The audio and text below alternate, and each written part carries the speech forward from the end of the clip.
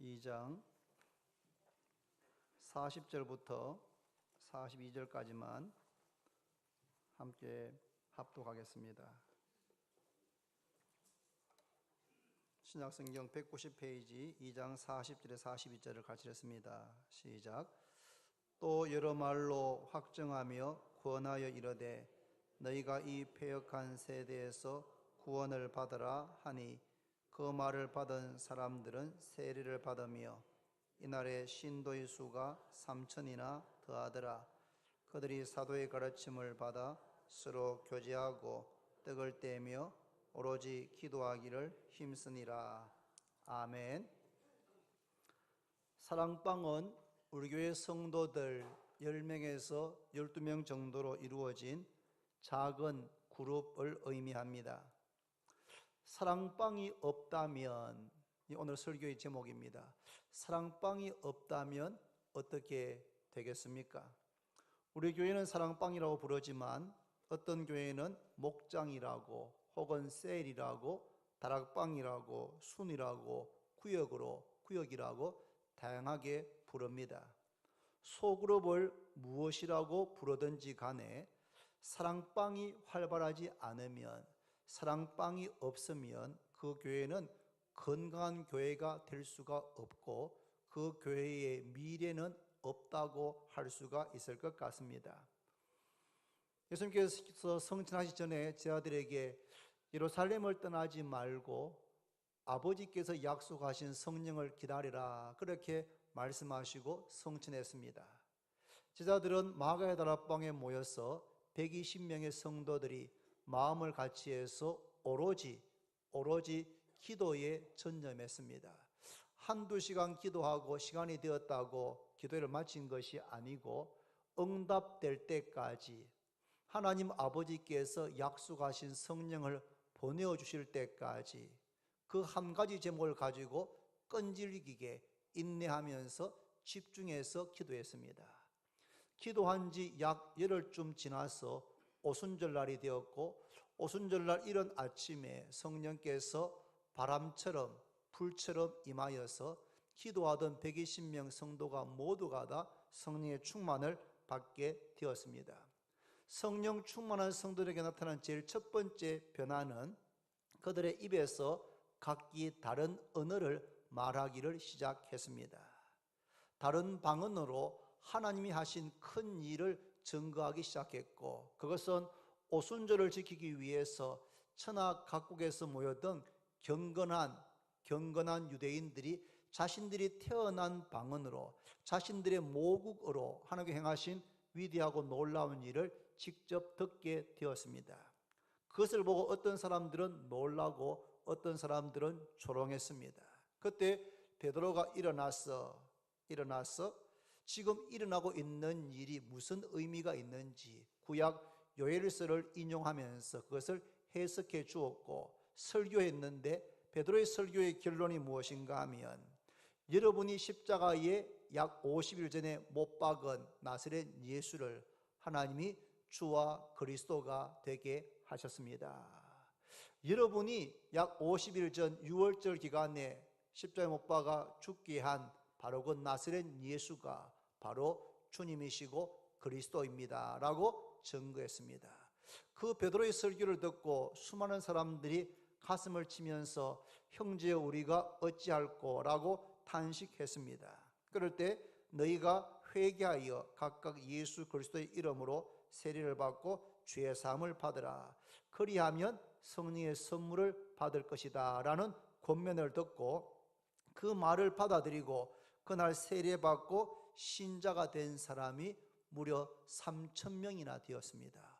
오순절 기간 중에 성령께서 임하셔서 베드로가 말씀을 전했는데 그 말씀을 듣고 회개하고 예수님을 믿고 세례받은 사람이 3,000명이나 되었습니다. 3,000명이나 한 번에 세례를 받게 된 것입니다. 그리고 얼마 있다가 베드로와 요한이 성전에 기도하기 위해서 올라가다가 나면서부터 안전병이 된 자를 봤습니다. 그가 구걸하는데 베드로가 은과 금은 내게 없지만 내게 있는 이것을 너에게 주노니 곧 나사렛 예수 그리스도의 이름으로 일어나 걸어라. 그렇게 말하고는 그의 오른손을 잡아서 일으켰더니 나면서부터 한 번도 걸어본 적이 없는 안전뱅이의 발과 발목에 힘이 생겨서 일어나서 걷게 되고 뛰게 되면서 하나님을 찬양하는 역사가 일어났습니다. 그것을 본 수많은 사람들이 솔로몬 행각 베드로 주변에 모여들기 시작했고, 베드로는 두 번째 말씀을 전할 수 있는 기회가 주어져서 그때 말씀을 전했습니다. 말씀을 들은 사람 중에 믿는 자가 많으니 남자의 수가 약 5천이나 되었더라. 남자의 수가 5천 명이니까 남녀를 합치면 어쩌면 10,000명 정도나 되는 사람들이 베드로의 두 번째 설교를 듣고 예수님을 믿게 되는 놀라운 역사가 일어났습니다. 하루에 3,000명, 또 다른 날에 10,000명 가까운 사람들이 예수님을 믿고 세례받게 된 것입니다. 6장 1절에는 그때의 제자가 더 많아졌다라고 말씀했고, 6장 27절에는 하나님의 말씀이 점점 왕성하여 예루살렘에 있는 제자의 수가 더 심히 많아졌다. 7명의 집사를 세우고 난 다음에 그들로 하여금 구제하고 공개하는 일을 맡겼고, 사도들은 말씀과 기도에 전무하면서 말씀이 점점 더 왕성하게 되면서 믿는 제자가 그냥 많아진 것이 아니고 더 심히 많아지는 이런 놀라운 역사가 일어났습니다. 성령께서 임하시면서 짧은 기간에 3,000명이 회개하고 예수 믿고 세례받고, 남자만 5,000명, 남녀 합치면 10,000명 가까운 사람들이 예수를 믿고 세례받게 되었고, 제자가 더 많아지고 더 심히 많아지는 이런 역사가 일어나면서 초대 예루살렘 교회는 아주 빠른 속도로 급속히 성장하는 교회가 되었습니다. 일반적으로 이렇게 빠르게 성장하면 밀려오는 사람들, 밀려오는 성도들을 수용하는 것이 거의 불가능할 것입니다. 아무리 교회를 새로 지었다고 해도 하루에 3,000명, 한 번에 10,000명씩 몰려 들어오고 더 많아지고 제자가 더 심히 많아지는 이런 빠른 성장을 대응해서 밀려오는 성도들을 수용하는 것은 대단히 어려웠을 겁니다. 그런데 초대 예루살렘 교회가 그렇게 빠르게 성장해도 건강할 수 있었던 것은 바로 초대교회 안에 오늘날 말하는 바로 사랑방과 같은 이런 작은 모임이 있었기 때문입니다. 오늘 본문 보시면 좀 밑에 46절에 보시면 날마다 마음을 같이하여 성전에서 모이기를 힘쓰고 집에서 떡을 떼며 기쁨과 순전한 마음으로 음식을 먹고 하나님을 찬미하며 온 백성에게 칭송을 받으니라고 말씀합니다. 초대교회는 날마다 마음을 같이해서 성전에 모여서 하나님께 예배를 드렸을 뿐만 아니라 집에서도 모였다. 먼저 믿는 성도들이 성전에서 몰려오는 성도들을 수용할 수 없으니까 먼저 믿은 성도들이 자신들의 집을 오픈해서 자기 집에서 10명 혹은 10여 명이 함께 모여서 모임을 갖는 이러한 소그룹, 오늘 말하면 사랑방이 자발적으로, 누가 시켜서가 아니고 자발적으로 성전에서 모이기를 힘쓰고 집에서 모이기에 힘쓰는 이런 일이 초대교회 가운데 자연스럽게 일어나게 되었습니다. 모여서 뭘 했습니까? 42절에 다시 보시면 42절에 그들의 사도의 가르침을 받아 서로 교제하며 떡을 떼며 오로지 기도하기를 힘쓰니라. 여러분, 사람들 안에는 다 욕구가 있습니다. 어떤 욕구입니까? 배우고 싶은 욕구가 있고 또 내가 아는 것을 남에게 가르쳐주고 싶은 욕구가 있습니다. 관심을 받고 싶은 욕구도 있지만 다른 사람에게 관심을 표현하고 싶은 욕구도 있습니다. 사랑을 받고 싶은 욕구도 있지만 다른 사람을 사랑하고 싶은 욕구도 있습니다. 기도를 받고 싶은 욕구도 있지만 누군가를 위해서 기도해 주고 싶은 욕구도 우리에게 있는 것입니다. 초대교회 성도들은 집에서 모여서 제일 먼저 사도의 가르침을 받았습니다. 오늘은 사도들은 존재하지 않습니다만 사도가 기록한 성경 말씀을 우리가 가지고 있습니다. 그러니까 사랑방으로 모였을 때 초대교회는 집에서 모였을 때 제일 먼저 사도들의 가르침을 받았던 것처럼 오늘날 우리가 사랑방으로 모이면 가장 중점을 둘 것은 말씀의 가르침을 받는 것입니다.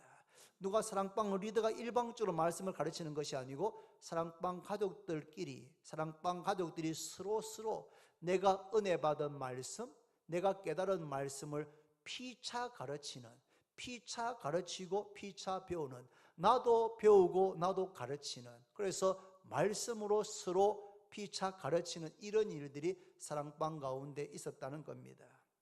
여러분, 사실은 이 부분이 우리 교회 사랑방에서 가장 어쩌면 약한 부분이 아닐까라는 생각이 듭니다.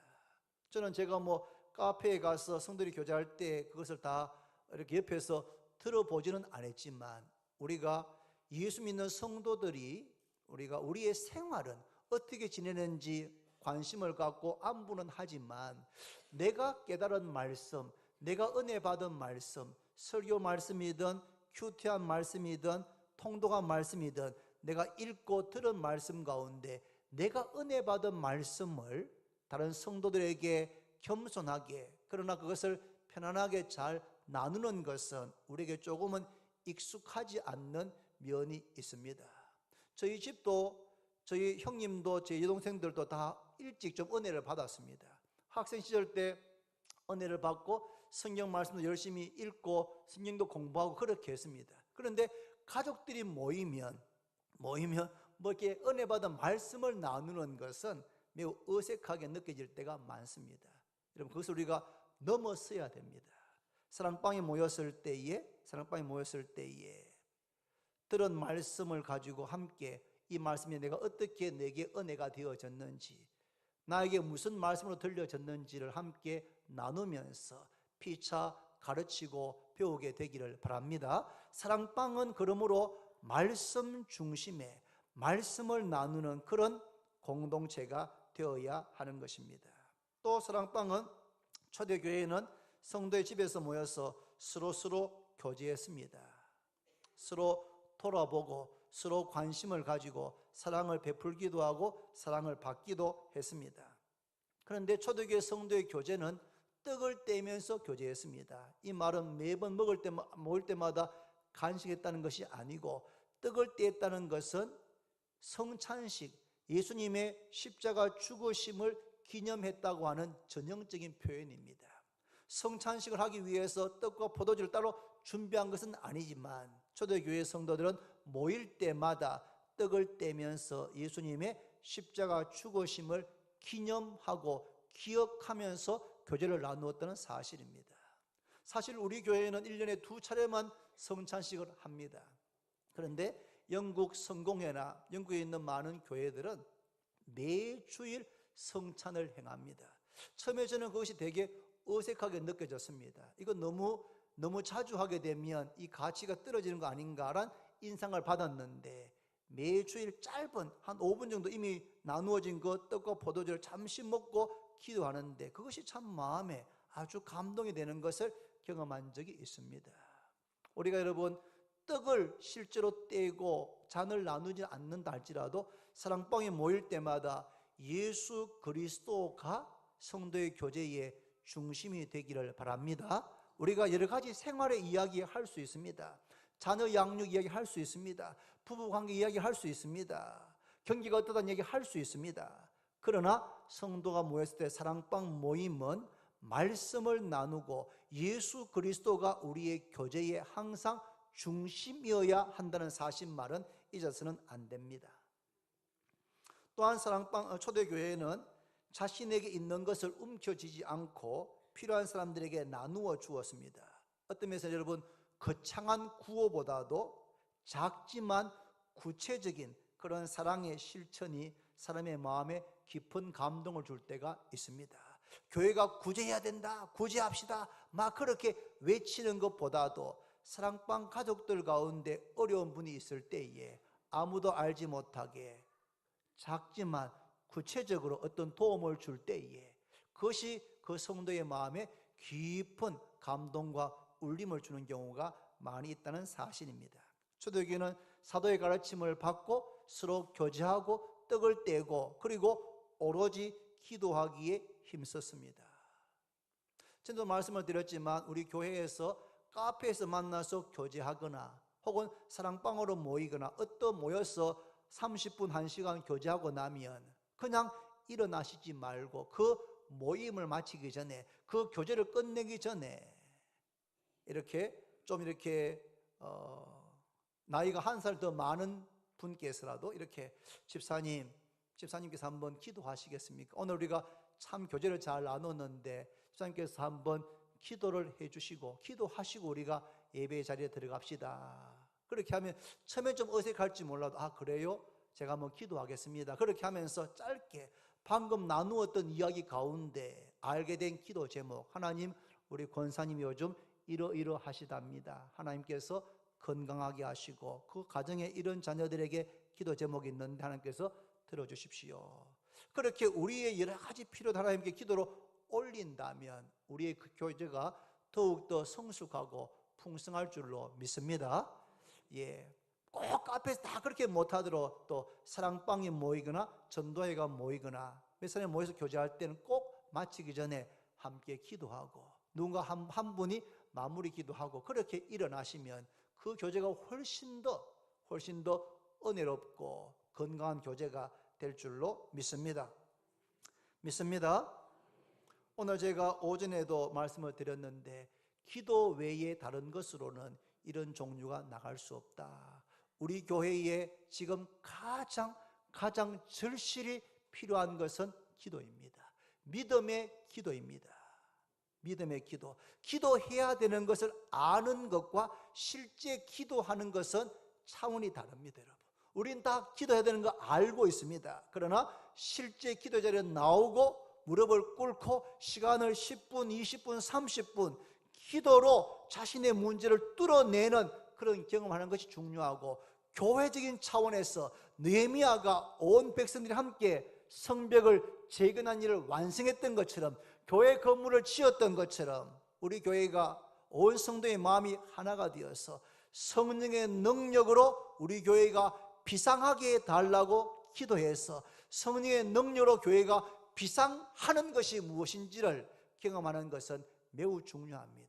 이런 그냥 시간이 지난다고 되는 것이 아닙니다.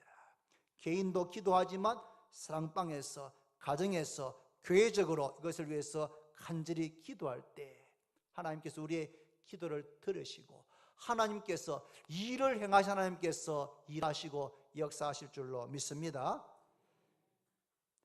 신앙생활 잘하는 제일 좋은 방법은 본을 보는 것입니다. 본을. 사실 핸드폰을 새로 구입하게 되면 핸드폰 설명서가 이만큼 두껍지만 그거 읽어볼 엄두가 안 납니다. 잘 모르겠습니다. 읽어봐도. TV 좋은 거 새로 사도 설명서가 있는데 읽어봐도 너무 복잡해 보입니다. 그런데 이미 핸드폰을 잘 쓰는 분이 옆에서 같은 기종 가지고 이렇게 하는 걸 보여주면은 그걸 따라하면서 이렇게 하면 이게 됩니다. 이렇게 하면 카톡 채팅방을 할 수 있습니다. 이렇게 설명해주고 따라하다 보면은 그것을 금방 익힐 수가 있는데, 내가 혼자 공부해서 하려면 어려운 것처럼 신앙생활도 사랑방 모이면서 장로님, 권사님, 집사님들이 기도하는 모습, 다른 사람을 섬기는 모습, 말씀을 나누는 모습, 이런 모습을 보면서 그것을 따라하고 복사하다 보면 그것이 바로 우리 자신들의 것이 되는 줄로 믿습니다. 사랑방에서 말씀을 피차 가르치고 서로 사랑으로 교제하고 말씀 중심, 예수 중심이 되고, 그리고 서로 오로지 마음을 같이 해서 기도하시고 서로에게 좋은 본을 보이고 본을 받는, 그래서 우리가 함께 세워져 가게 되기를 바랍니다. 2004년도로 기억하는데 2004년도에 제가 영국에서 와서 10월인가 11월 달에 의정부에 있는 은혜와 진리의 교회에서 하는 선교대회에 참석했었습니다. 거기에 있는 아는 선교사님께 초청해 주셔가지고 참석했는데 거기에 한 100여 명의 선교사님들이 참석했고 2박 3일인가 그런 시간을 거기에서 보냈습니다. 그리고 마지막 순서가 그 은혜와 진리 교회에서 하는 구역 모임에 선교사들이 참관하는 것이었습니다. 저도 그때 영국에서 왔는 선교사라고 해서 거기에 함께 참관해서 은혜와 진리 교인들이 드리는 구역 예배에 참석한 적이 있습니다. 한 12, 명이 모였는데 함께 찬송하고 통성기도 하고 말씀은 그 조영호 목사님의 그 설교, 지난주 설교에 신문에 쓰는 것을 쭉 읽고 그렇게 나누는 그런 순서였습니다. 다 끝난 다음에 구역장께서 성사님들, 목사님들 혹시 뭐 질문이 있습니까? 이렇게 물었습니다. 그래서 제가 손을 들어 질문했습니다. 은혜와 진리 교회는 그 당시 교인 수가 10,000명이 넘었습니다. 그래서 제가 은혜와 진리 교회가 교인이 이렇게 많은데 서로 잘 모르지 않느냐고. 그래서 성경적인 교회라고 하기에 좀 부족하지 않느냐, 이렇게 제가 좀 시비를 걸었습니다. 부정적인 질문을 했습니다.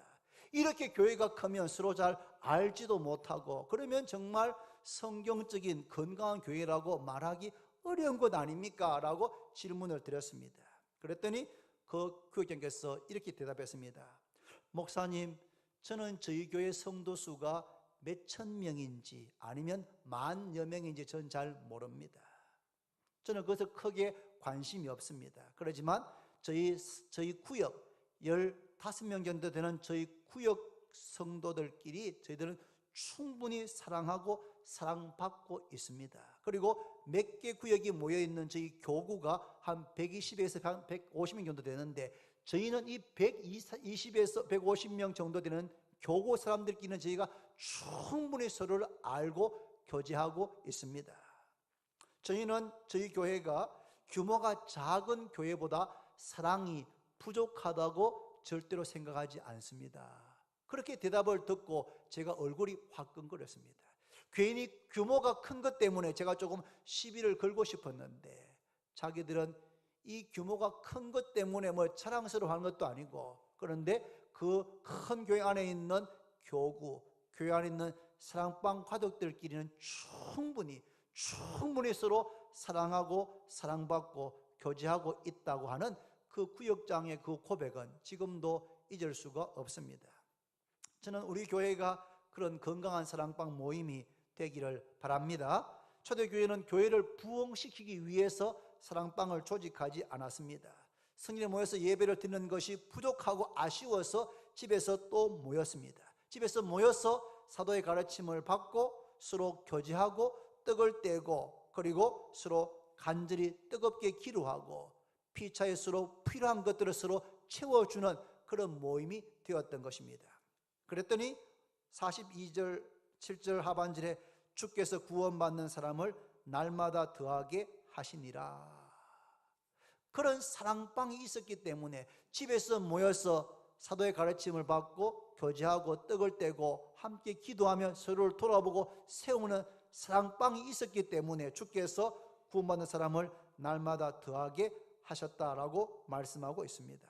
말씀했습니다. 여러분, 초대교회 때 성령께서 임하셨을 때 일어난 변화 중에 하나가 집에서 모이는 이런 작은 모임들이 예루살렘 전역에 일어났다는 사실입니다.